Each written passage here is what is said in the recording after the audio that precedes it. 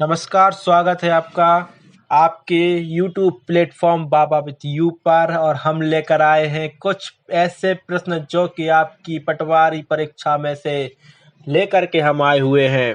और इन्हीं प्रश्नों के द्वारा हम तैयारी करेंगे अपने जीके, साइंस, कंप्यूटर के मिले जुले एक रूप की, एक ऐसे प्रश्नों के संग्रह की जो आपकी परीक्षा में आगे उपयोगी होंगे और आपकी नॉलेज के लिए काफी मददगार होने वाले हैं। तो चलते हैं आज के पहले प्रश्न पर। तो पहला प्रश्न हमारा है, तेजाजी का मेला एमपी में यानी कि मध्य प्रदेश में तेजाजी का मेला कहाँ लगता है? तो यह लगता है गुना जिले के भामाबड़ में। गुना जिले के भामाबड़ में तेजाजी का मेला लगता है। नेक्स्ट प्रश्न हमारा है, नर्मदापुरम संभाग। जी हाँ, नर्मदापुरम संभाग के अंतर्गत कौन जिले आते हैं? तो नर्मदापुरम संभाग के अंतर्गत 3 जिले आते हैं डियर स्टूडेंट। पहला होशंगाबाद, दूसरा हरदा, तीसरा बैतूल। तो ये 3 जिले हैं जो नर्मदापुरम संभाग के अंतर्गत आते हैं। और हम आएंगे अपने दूसरे प्रश्न पर, नर्मदा नदी का उद्गम कहाँ से होता है? जी हाँ, नर्मदा नदी का उद्गम होता है अनूपपुर जिले के अमरकंटक नामक स्थान से। अमरकंटक स्थान से नर्मदा नदी का उद्गम होता है। तो नर्मदा नदी पर ही अगला प्रश्न हम लेकर के चलते हैं आपको। चलिए, नर्मदा नदी किनारे कौन से शहर बसे हुए हैं? देखिए ये शहर आप और भी गूगल पर सर्च करके आंसर निकाल सकते हैं, नर्मदा नदी के किनारे बसे हुए शहर। क्योंकि ऑप्शन में आएगा, 3 ऑप्शन दे देगा आपको जो नहीं बसे हुए होंगे नर्मदा नदी के किनारे पर, और इनमें से कोई एक आपको मिलेगा। आपको टिक करके आना है नर्मदा नदी के किनारे बसा हुआ शहर। तो देखिए दोस्तों, यहाँ कुछ ऐसे शहर जो नर्मदा नदी के किनारे बसे हुए हैं। इनका जो नाम है वो है जबलपुर, होशंगाबाद, नरसिंहपुर, धार, डिंडोरी और माहेश्वर। अगला प्रश्न, मध्य प्रदेश के किस शहर को ग्रीनविच माना जाता है? जी हाँ, इसका उत्तर है उज्जैन। और ग्रीनविच में आपको बता दूं, जहां से कि समय का निर्धारण किया जाता है उस स्थान को ग्रीनविच बोला जाता है। तो एमपी का उज्जैन शहर ग्रीनविच है। अगला प्रश्न, धुबेला किस जिले में है?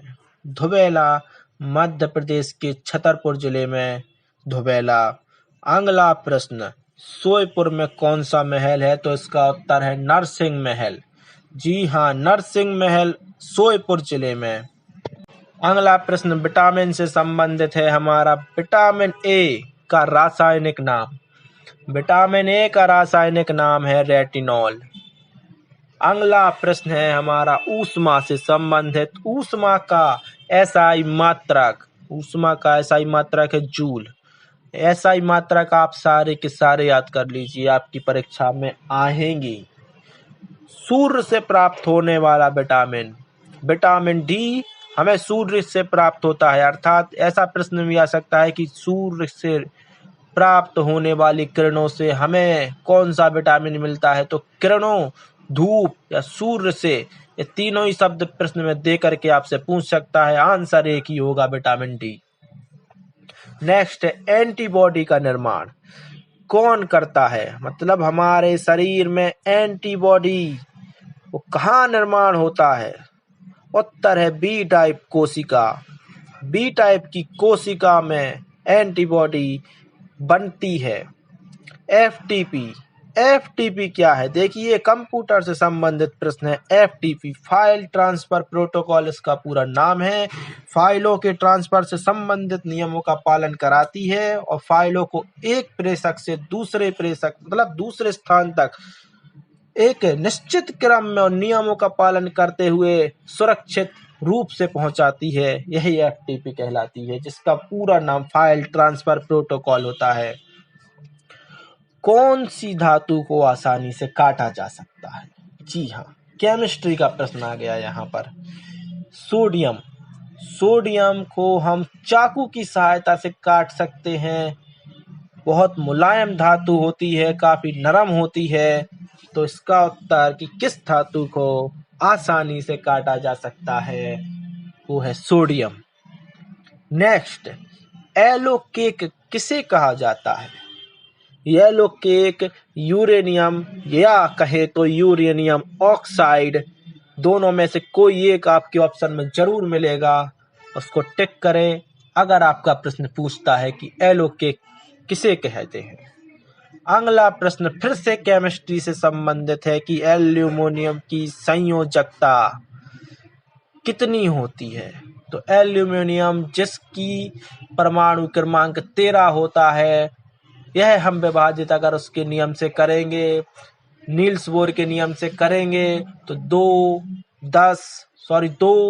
18 और 3 लास्ट में आएगा 3, तो इसकी संयोजकता होगी 3, क्योंकि बाहरी कक्षा में 3 अयुग्मित इलेक्ट्रॉन होंगे,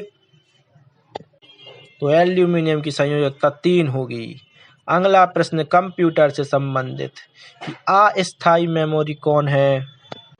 तो अस्थायी मेमोरी है रैम। रैम यानी रैंडम एक्सेस मेमोरी, यह अस्थायी मेमोरी होती है। अस्थायी मेमोरी यानी कि दोस्तों, यानी कि वो जैसे कि हम कंप्यूटर पर कोई काम कर रहे हों और तब लाइट चली जाए, हमारा कंप्यूटर बंद हो जाए, तो उसमें जो डाटा सेव था, जो हम काम कर रहे थे, वो हट जाता है। ऐसी मेमोरी हम अस्थायी मेमोरी कहलाती है। नेक्स्ट है स्थायी मेमोरी।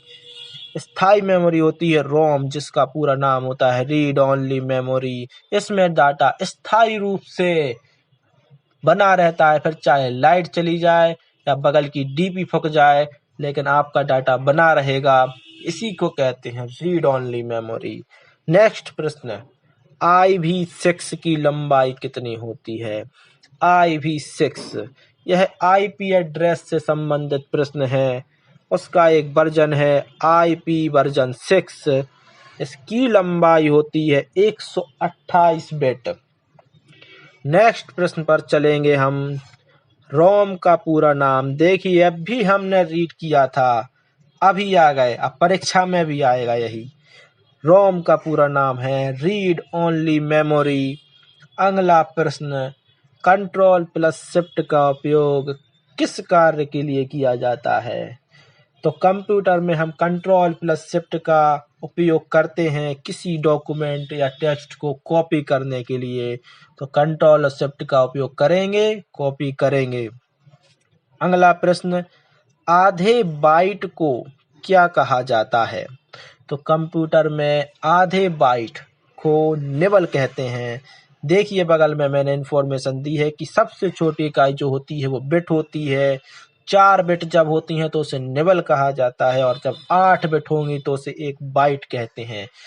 4 बिट जो कि 8 बिट का आधा हुआ, 8 बिट का आधा यानी 4 बाइट, और 4 बाइट यानी एक निबल। तो प्रश्न यही पूछ रहा है कि आधे बाइट को क्या कहते हैं? आधे बाइट को कहते हैं निबल। अगला प्रश्न है हमारा, कान्हा किसली राष्ट्रीय उद्यान में किस प्रकार के वृक्ष अधिक हैं? मतलब कि किस प्रकार के वृक्षों की अधिकता कान्हा किसली राष्ट्रीय उद्यान में पाई जाती है? उत्तर है साल के वृक्ष। और हम आपको बता दें, वीडियो के अंत में आपके लिए एक प्रश्न है, जिसका उत्तर आपको मालूम होगा तो कमेंट में बताना। आप ही के लिए हमने वह प्रश्न रखा है, और वो प्रश्न का उत्तर आप कमेंट सेक्शन में जा कर के देंगे, तो वो प्रश्न मिलेगा आपको वीडियो के बिल्कुल आखिर में। तो वीडियो को आखिर तक देखें, और उसके पहले जो प्रश्न हम करा रहे हैं उनको जानिए, उनका आंसर पहचानिए, तब कीजिएगा वो प्रश्न जो आपको वीडियो के आखिर में मिलेगा। तो हम चलते हैं हमारे नेक्स्ट प्रश्न पर। मध्य प्रदेश में तलवारबाजी अकादमी कहाँ स्थित है? तो यह अकादमी है भोपाल में। मध्य प्रदेश के भोपाल में तलवारबाजी अकादमी स्थित है।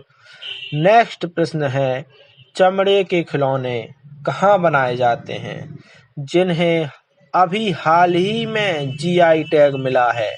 तो मतलब चमड़े के खिलौने जिन्हें GI टैग मिला है, वह कौन से जिले में बनाए जाते हैं? तो यह बनाए जाते हैं इंदौर में, यानी कि इंदौर में बने हुए चमड़े के खिलौनों को जीआई टैग मिला हुआ है। अगला प्रश्न, भारतीय फिल्म का जनक किसे कहा जाता है? भारतीय फिल्म यानी कि कहें तो सिनेमा, इसका जनक दादा साहेब फाल्के को कहा जाता है। नेक्स्ट है, मोहनजोदाड़ो का अन्य नाम क्या है? मोहनजोदाड़ो को अन्य किस नाम से जाना जाता है? उत्तर है मृतकों का टीला या मुर्दों का टीला कहलाता है मोहनजोदाड़ो, जो सिंधु घाटी सभ्यता से संबंधित है। अगला प्रश्न है, माई की बगिया कहाँ स्थित है? माई की बगिया दोस्तों वहीं स्थित है जहां से हमारी नर्मदा नदी का उद्गम स्थल है, यानी कि अनूपपुर जिले का अमरकंटक। नेक्स्ट प्रश्न, एमपीएसएसडीआई का पूरा नाम क्या है? एमपीएसएसडीआई का पूरा नाम है Madhya Pradesh state spatial data infrastructure. Next हमारा है, पार्श्व गायक शान का जन्म स्थल मध्य प्रदेश में कौन सा जिला है? खंडवा मध्य प्रदेश, जो कि शान की जन्म स्थली है। अगला प्रश्न, 5 अक्टूबर को कौन सा दिवस मनाया जाता है? जी हाँ, ध्यान रखिए इस प्रश्न का, भटकिए नहीं। इस प्रश्न में एक प्रश्न आपको हम एंड में देने वाले हैं, उसका उत्तर तो आप देना और फिर इस प्रश्न को याद करना उस समय पर। 5 अक्टूबर को कौन सा दिवस मनाया जाता है? अंतर्राष्ट्रीय शिक्षक दिवस, यानी कि वर्ल्ड टीचर्स डे, 5 अक्टूबर।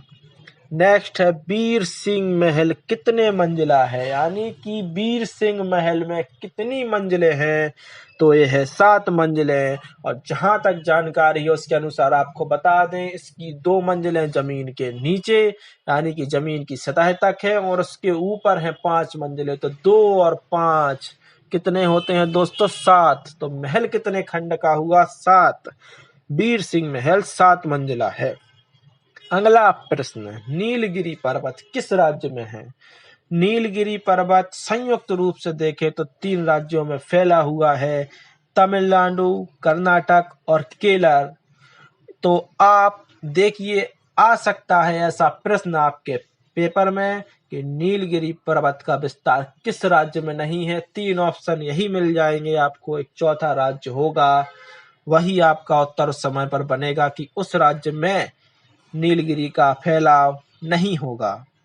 अगले प्रश्न पर चलते हैं, आरबीसी का जीवन काल कितने दिन का होता है? जी हाँ, आरबीसी यानी रेड ब्लड सेल्स, इनका जीवन काल होता है 120 दिन। 120 दिन हमारे शरीर की रक्त कणिकाएं, जो कि लाल रक्त कणिकाएं होती हैं, उनका जीवन काल 120 दिन का होता है। और पढ़ाई से जुड़े हुए स्टडी करने वाले हर एक छात्र ने वीडियो लाइक कर दी होगी। अगर आपने वीडियो लाइक नहीं की है तो आप अभी वीडियो को लाइक करके जाइए।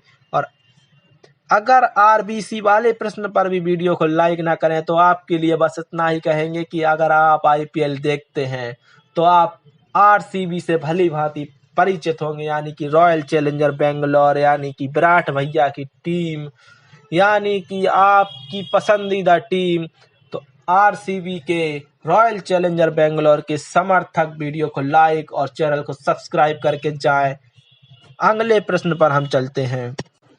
अगला है हमारा, चंद्रमा पृथ्वी की परिक्रमा कितने दिन में करता है?